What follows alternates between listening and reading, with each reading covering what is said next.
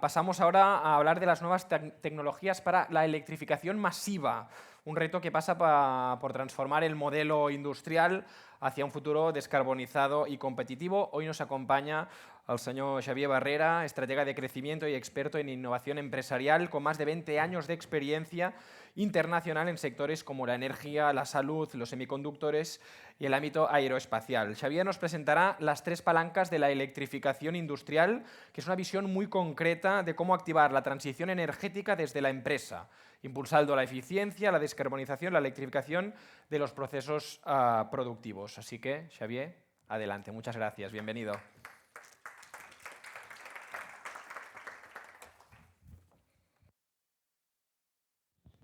Buen día. Bueno, pues resulta que me han dejado hablar a una sala llena de personas que no son del mundo industrial.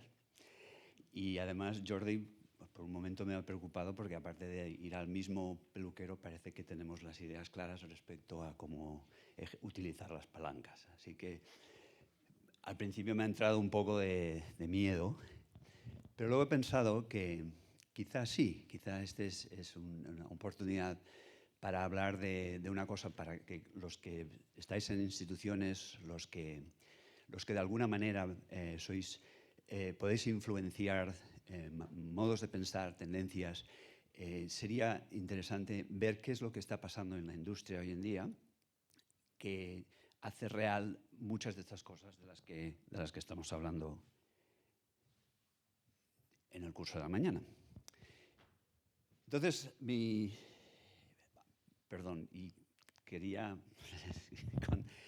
querría agradecer también al comité organizador de Vilabat y felicitaros por el rol que estáis desempeñando como líderes y como referentes a nivel europeo en estos temas. Y también a EBAL, para los que no conocéis a esta organización con más de 3.700 empresas, creo que es, en el Baix Llobregat.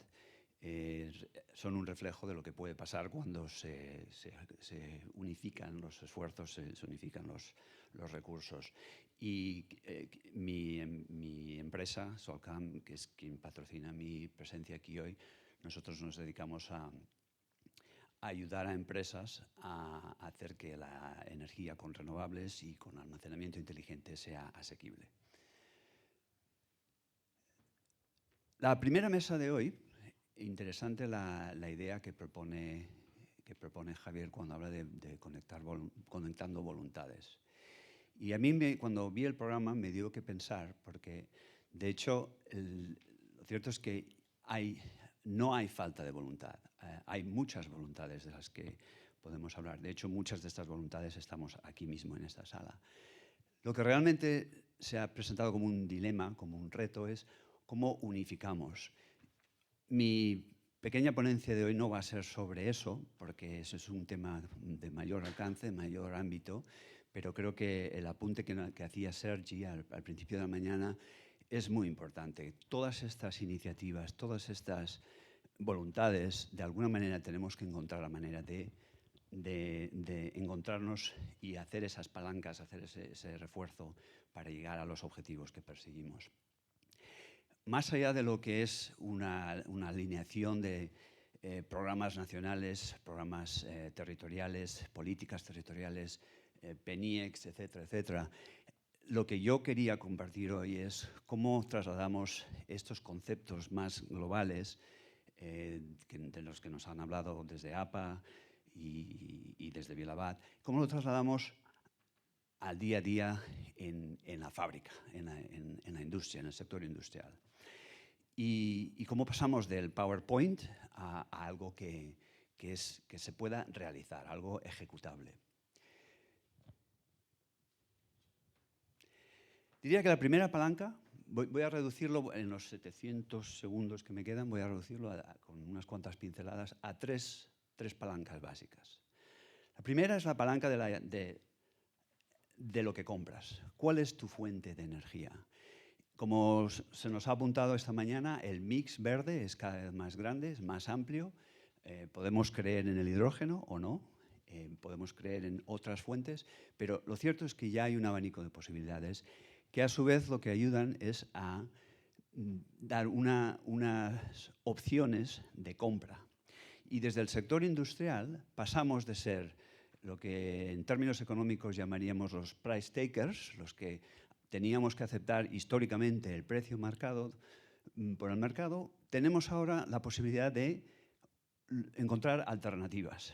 Y esas alternativas no nos ponen exactamente en el punto opuesto de price makers, pero sí que nos dan la opción de decir con quién bailamos. No vamos a fijar el precio, eso lo hará el OMIE, pero por lo menos tenemos una capacidad ahora de escoger. Y ese es un primer factor que tenemos que aprovechar. El autoconsumo y el almacenamiento, a veces con, a veces sin, pero el autoconsumo nos da, desde el punto de vista industrial, nos da la posibilidad de mayor resiliencia, nos da una posibilidad de fijar nuestros precios, nuestros costes operativos a medio plazo, a largo plazo también, hablaré un poquito de esto, pero está claro que con la entrada de los PPAs y otros modelos de financiación se abren el abanico de posibilidades para el empresario. Estamos en un mundo en el que todas las empresas del sector de la península, ya sea metal, ya sea alimentación, ya sea plásticos, todas están sufriendo las mismas presiones. Cierta volatilidad en el precio, aunque eso parece que se ha venido neutralizando. Cierto temor real o infundado en la resiliencia del mismo sistema, cuando eres un operador grande, cuando tu consumo energético depende de un sistema que de forma día a día, minuto a minuto te suministra, es muy importante saber que esa red, ese suministro está ahí. Y eso estamos empezando a controlar desde el punto de las aportaciones del almacenamiento y de la autogeneración. Una posibilidad interesante para las pymes, las grandes empresas, por supuesto, tienen a gente, tienen los equipos de 20, 25 personas para resolver estos temas. Las pymes no tanto, sobre todo a medida que nos vamos de la M a la P, pero ahí es donde quizá hay que hacer un nuevo llamamiento, otro más, hay muchos, para la creación de estas comunidades energéticas locales que de alguna manera puedan refundir las necesidades y las oportunidades para tanto el sector empresarial como para la ciudadanía. También vemos que quieren saber cuál es el cliente, nuestros clientes quieren saber cuál es el origen de esa energía, y estas garantías de origen nos permiten ahora, nos exigen, de hecho, ser más selectivos a la hora de decidir cuál va a ser nuestra fuente de energía. Además es que es lo más fácil, es una de esas cosas que relativamente fácil es de satisfacer el PNIEC y pone una sonrisa en Bruselas cuando podemos mostrar esta capacidad. La segunda palanca es la eficiencia. Y como se dice en nuestro sector, la eficiencia y la digitalización en realidad son dos caras de la misma moneda. Voy a hablar un poco luego, os lo voy a mostrar con ejemplos reales, de cómo cuando empiezas a hablar, cuando vas más allá de lo que es una transformación, por ejemplo, de los LEDs. Todo el mundo ha hecho eso. A estas alturas no hay bombilla, creo, que no sea LED. Pero la verdadera oportunidad reside en la parte grande, en los temas cuando empiezas a hablar de motores, cuando empiezas a hablar de compresores, cuando empiezas a electrificar. De esto ya se ha hablado un poco esta mañana. Os daré un par de ejemplos que demuestran que aquí es donde realmente se ven esas oportunidades de eficiencia que además han de lograrse muchas veces en concierto con un sistema de gestión, un sistema digitalizado, que es el que básicamente va a indicar dónde tienes las oportunidades, dónde residen esas oportunidades de ahorro y de eficiencia, dónde no estás quizá optimizando el proceso.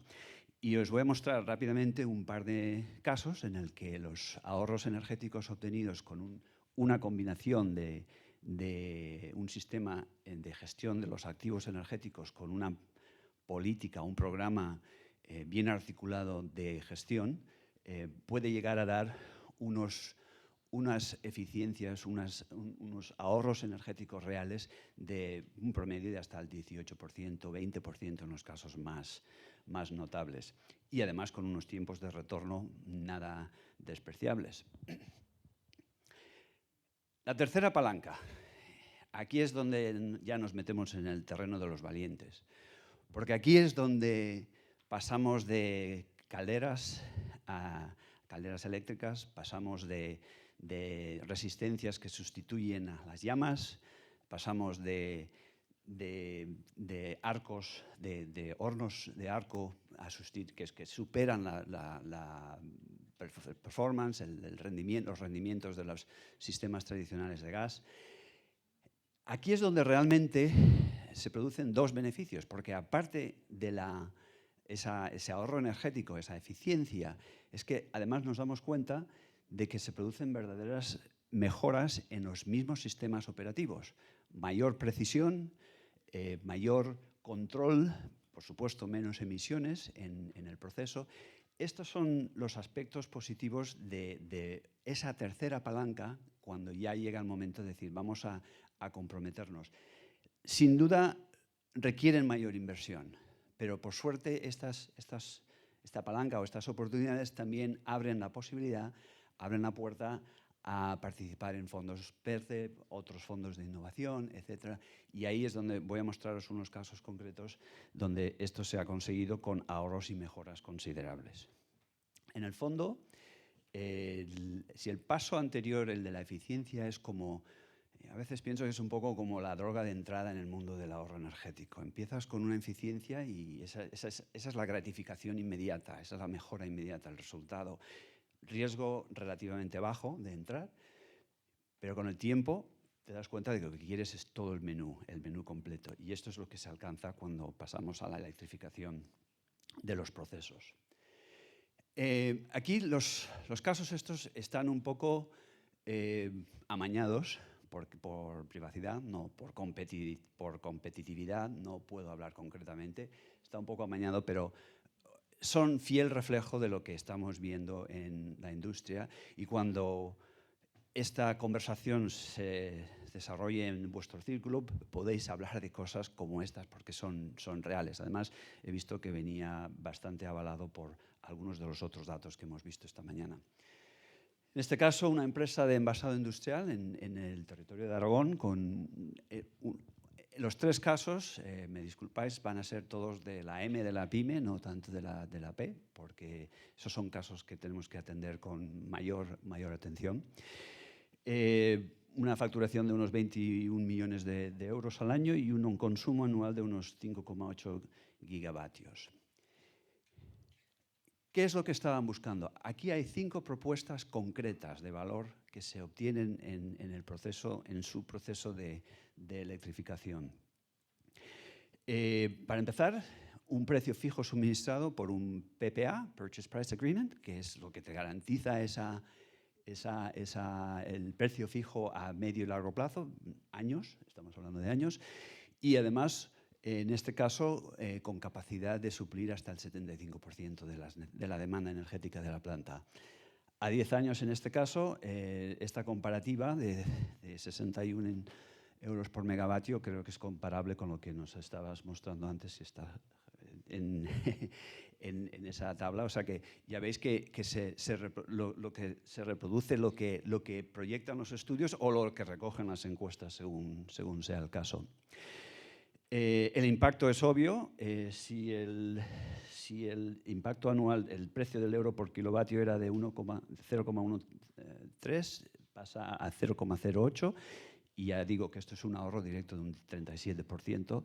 Por supuesto está la parte de emisiones, que también es importante porque, como mencionaré rápidamente, el retorno sobre la inversión hoy día no puede ser solamente en términos financieros, también lo es en términos de responsabilidad social y el valor de la marca. En este caso no hubo una inversión inicial, no tuvieron que hacerlo porque fue la PPA quien corre con los gastos de inversión inicial. Están planteándose en este momento una segunda fase en la que va a haber inversiones adicionales con reducciones adicionales, ahorros adicionales y, por supuesto, reducciones adicionales en las emisiones. Segundo caso, en esta ocasión, otra empresa del sector alimentario, en este caso en La Rioja y en este caso con frío industrial. Un poquito sobre la empresa, 180 empleados, 18 millones de facturación, nos da una idea del tamaño de lo que estamos hablando. Aquí la métrica de valor, de propuesta de valor, la podemos medir una vez más en 5 puntos esenciales. Una inversión inicial de poco por encima del €500.000, que finalmente se ve reducido a 360.000 una vez se han ajustado la parte de subvenciones. Un ahorro energético del 17%, una vez más, creo que estamos viendo cifras que vienen avaladas por otros estudios.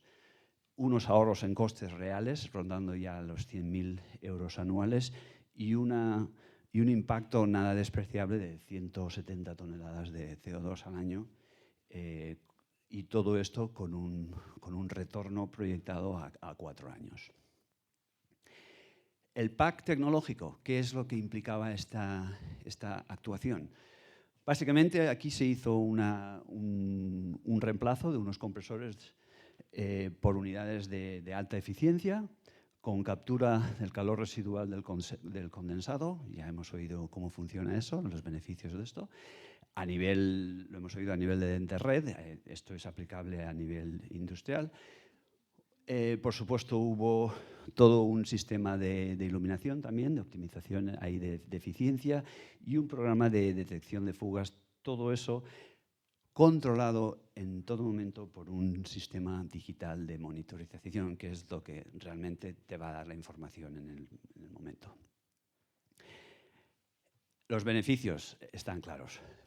Puntos porcentuales significativos en el EBITDA y toda una serie de mejoras tanto en el sistema de proceso como también en la capacidad de cumplimiento normativo y la financiación, como siempre, viene ayudada por modelos de PPA o leasing. Tercer y último caso, una empresa,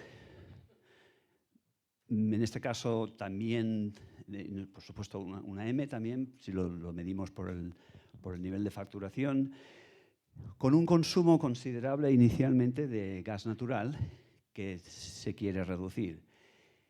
Y efectivamente, después de la actuación, vemos una reducción total en el gas eliminado en su totalidad, porque pasamos a un proceso electrificado, y luego una serie de ganancias, o mejoras en la parte operativa y en otros baremos, como por ejemplo el CO2.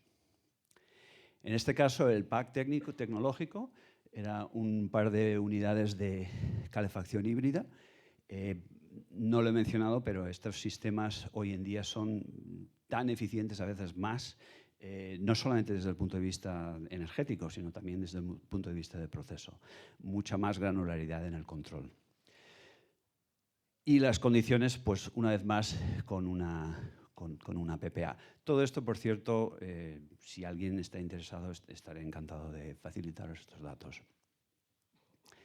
Al final, no solamente se produce una mejora en cuanto a que se elimina la volatilidad de los costes energéticos de la empresa, sino que incluso se reconoce un tiempo o una productividad mejorada porque los tiempos de inactividad del horno quedan reducidos con la consiguiente reducción de desperdicios.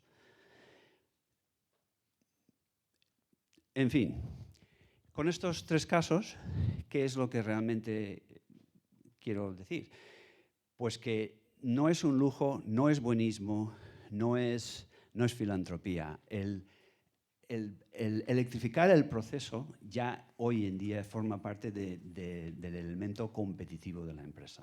Y tarde o temprano nos lo vamos a plantear todos. Como en su momento nos planteamos, cuando no sabíamos lo que era un LED, nos tuvimos que plantear qué significaba eso en la sustitución a una escala más pequeña. ¿Por qué? ¿Por qué digo que no es, que realmente viene motivado por lo que en definitiva mueve a la empresa, que es el aspecto económico?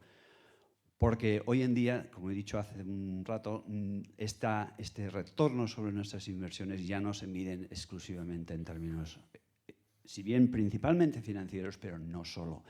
Hay necesidad de complacer, satisfacer expectativas de responsabilidad social corporativa, hay cuestiones de valor de marca que vienen mejoradas cuando demuestras de forma coherente, de forma demostrable que estás utilizando fuentes de energía renovable, fuentes verdes.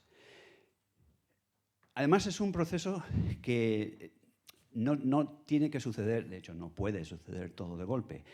Como ya he dicho, lo más fácil es empezar con la eficiencia, de ahí te cuestionas si has de montar unas placas solares sobre la cubierta, de ahí llegas al siguiente paso y decides si quieres empezar a a electrificar tus mismos procesos industriales. Y además hay fondos. Entonces, el tema es ¿qué es lo que falla aquí? ¿Por qué esta sala no está llena de gente de la empresa, del sector industrial, queriendo ver cómo se hace todo esto? No sé si no creo que yo tenga toda la respuesta, pero creo que en parte es porque no ha habido proyectos creíbles. Y no hay proyectos creíbles. Los inversores, los que apoyan estos sistemas de PPA, y cuando digo inversores lo uso genéricamente para hablar tanto de las instituciones que subvencionan como las empresas financieras que quieren participar en los proyectos. Si no hay números, y si no hay números creíbles, no lo van a hacer, porque al final se trata de una inversión. Y lo primero que falla es que quizá no sabemos lo que está pasando en el proceso. No podemos electrificar lo que no entendemos. Y la única manera que podemos hacer eso es si utilizamos sistemas de gestión energética que capturen toda esa información del proceso, capturen los consumos a nivel de máquina, a nivel de subprocesos, si hace falta, para llegar a la optimización. Si conjuntamos ese sistema de control con lo que además podemos hacer luego con esos datos pueden analizarse en la nube, podemos hacerlo con sistemas expertos que podemos utilizar. Llegamos a la creación de lo que en la industria se habla muchas veces del gemelo digital. Podemos reproducir ese proceso a nivel digital y podemos empezar a mirar sistemas, simular modelos que a lo mejor nos permitan optimizar el sistema. La clave está, así como digo, en los datos. De hecho, me gusta parafrasear esta cita de una geneticista danesa, Willerslev, que dice: los datos son el primer gen del ADN sostenible. Creo que es así. Tenemos que realmente plantearnos esa recopilación intensiva de datos. Y si fueras una empresa, o si tuvieras que asesorar a una empresa, o recomendar a una empresa, ¿cómo lo hacemos? ¿Cuál es ese paso? ¿Cuál es ese primer paso? Todas las palancas son accionables. Yo he hablado de una secuencia porque tiene una lógica tanto económica como lógica de operativa. Pero en el fondo lo más importante siempre es empezar. Esto ya está en marcha, ya hay muchas empresas que lo están haciendo y las grandes sobre todo ya se han dado cuenta del valor. Ahora de lo que se trata es de hacer llegar estos modelos, estos sistemas a la pyme, a la pequeña y mediana empresa. Y aquí es donde me gusta acabar con la nota positiva, la nota optimista.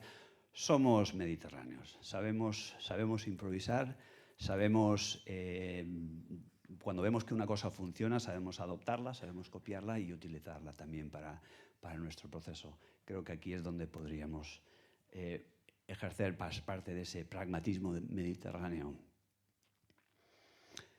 Y luego he aprendido que aquí en Cataluña dice, bueno, el que quiera pescado que se moje. Pues efectivamente. empecemos por los datos, empecemos por decidir cómo queremos introducirnos en esta transición. Y con eso, gracias otra vez al comité.